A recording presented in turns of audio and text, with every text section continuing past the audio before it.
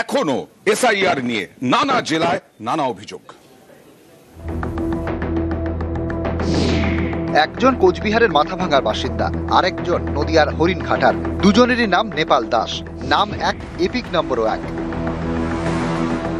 মাথাভাঙার নেপাল দাসের দাবি তিনি এসআইআর ফর্ম পাননি। এ নিয়ে স্থানীয় প্রশাসনকে জানান। এরপরে জানতে পারেন তার এপিক নম্বরে নদিয়ার হরিণঘাটার নেপাল দাস এসআইআর ফর্ম জমা দিয়েছেন।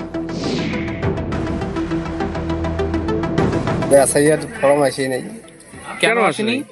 শুনলাম আমার ভোটার নামের সাথে মিলে আছে, নদীর থাকি একই নাম্বার? হ্যাঁ, এখন নামও কি এক? হ্যাঁ, নামও এক। বাবা মায়ের নাম? বাবার নাম আলাদা আছে। এখন তো বহু আতঙ্কে আছে। জলপাইগুড়িতে অন্য ছবি। এখানে নিজের এসআইআর ফর্ম আপলোড করতে গিয়ে সমস্যায় খোদ বিএলও। প্রথমত আমি হতাশ, কারণ হচ্ছে আমি 98% কাজ শেষ করে ফেলেছি, তারপরেও এখনও নিজের ফর্ম ডিজিটাইজ করতে পারছি না। কারণ 2002 সালে আমার ভোটার লিস্টে নাম আছে, কিন্তু যখনই ডিজিটাইজ করতে যাচ্ছি দেখছি অন্য একজনের নাম দেখাচ্ছে। আমি প্রশাসনের বিভিন্ন স্তরে জানিয়েছি, নিজেরটা না করা তো একটা হতাশা কাজ করছে আমার। বাঁকুড়ার ছাতনার বাগজুড়ে এখানকার 183 নম্বর বুথের 4 ভোটার এসআইআর ফর্ম পাননি বলে অভিযোগ। এসআইআর ফর্ম আমাদের আসেনি, কারণ আমাদের 2025-এর লিস্টে নাম আছে, কিন্তু ওনারা বলছেন, বিএলও স্যার বলছেন যে অ্যাপে নাম নেই, সেক্ষেত্রে আমাদের ফর্ম দেওয়া যাবে না, আর কি নেই আর কি ওনাদের কাছে। ওরা শুনছি যে নাম ছিল, কিন্তু আমার এখানে নাম নেই। যাই হোক, আমি ওটা জানিয়ে দিয়েছি, আর এর বেশি আমি আর কিছু বলতে পারবো না। ওটা বিডিও অফিসে আমার জানানো আছে, বিহিত ব্যবস্থা হবে নিশ্চয়ই। নিউজ 18 বাংলা।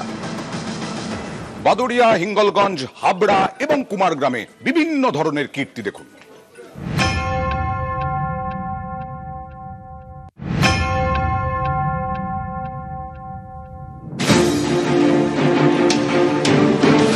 বাংলাদেশে গিয়ে নাবালিকাকে বিয়ে, বাংলাদেশি বউকে নিয়ে পেট্রাপোল সীমান্ত দিয়ে চোরা পথে ভারতে। এই অভিযোগে উত্তর 24 পরগনার হাবড়ায় গ্রেপ্তার বিজেপি কর্মী বিশ্বজিৎ বাগচি। বাংলাদেশি নাবালিকাকে পাঠানো হয়েছে হোমে। বিয়েটা কি বাংলাদেশ থেকে করে নিয়ে এসছো? গোপালগঞ্জ। মেয়েটার তো পাসপোর্ট ছিল না, মেয়েটা কি করে আসলো? বিনা পাসপোর্টে এসেছে। কিভাবে এসেছে সেটা বলুন। আমি তো পাসপোর্টে এসেছি। আমার ভাবতে অবাক লাগছে যে একটা বিজেপির সক্রিয় কর্মী আর একটা বাচ্চা মেয়েকে সে বিয়ে করে ওপার বাংলা থেকে এখানে নিয়ে চলে আসলো। এই 39 বছরের একজন মানুষ। ভারতীয় জনতা পার্টি কোনো অন্যায়কে প্রশ্রয় দেয় না, আর নাবালিকা কোনো মেয়েকে বিবাহ করলে এটা পুলিশ বা আইন ব্যবস্থা যা শাস্তি সেটা সে ব্যক্তি মাথা পেতে নেবে। শুধু শুধু বিজেপিকে আক্রমণ করে বিজেপিকে এইভাবে ছোট করা যাবে না।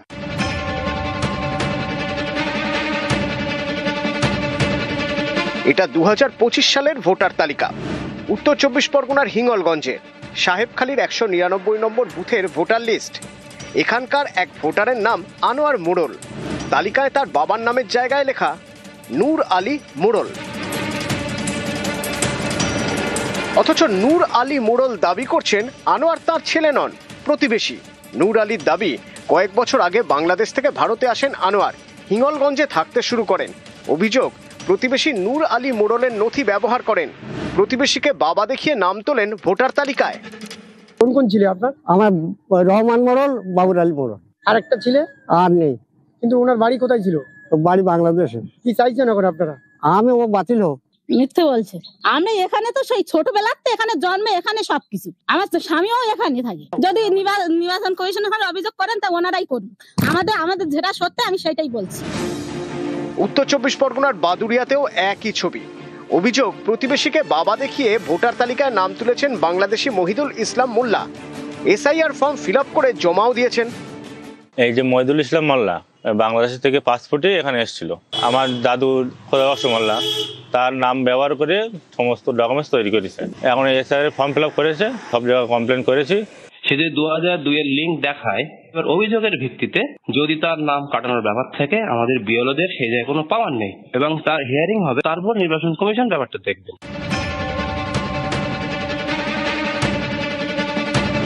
সুকুমার দাস বাংলাদেশি, 2001 সালে ভারতে আসেন। আলিপুরদুয়ারের কুমারগ্রামে থাকতে শুরু করেন। বছর 5 আগে তার এক ভাইও আসেন। অভিযোগ, এক প্রতিবেশী তাদের বাংলাদেশে ফিরে যেতে হুমকি দিচ্ছেন। আমাকে 5-6 বছর ধরে হুমকি হামলা দেওয়া যাচ্ছে। আমার এই ভাই হয় বাংলাদেশি, ওর পাসপোর্ট ভিসা করে আসছে, কিন্তু ওর 1 বছরের টাইম ছিল, ওর এখন ডেট চলে গেছে। ওকে পুলিশে সিলিন্ডার কর, তোদের কি পুলিশে ধরাই দেবো। বাংলাদেশি এরকম হুমকি হামলা করে। যেখানে কেন্দ্র সরকার বলেই দিয়েছে যে বাইরে থেকে পীড়িতরা যারা এসছেন তাদের জন্য সিএর মাধ্যমে অ্যাপ্লাই করে দেওয়া হবে, তার কোথাও যেতে হবে না। তার কারণ হিন্দুদের শেষ আশ্রয়স্থল হচ্ছে ভারতবর্ষ। অথচ পুলিশ প্রশাসন বিভিন্নভাবে এই সমস্ত হিন্দুদের চেষ্টা করছে যাতে তারা এখান থেকে চলে যায়। না, পুলিশ তো অত্যাচার করে না। আমাদের পুলিশ প্রশাসন সদা সর্বদা সচেষ্ট থাকে মানুষকে শান্তিভাবে রাখার জন্য। উনি মিথ্যা কথা বলেছেন। নিউজ 18 বাংলা।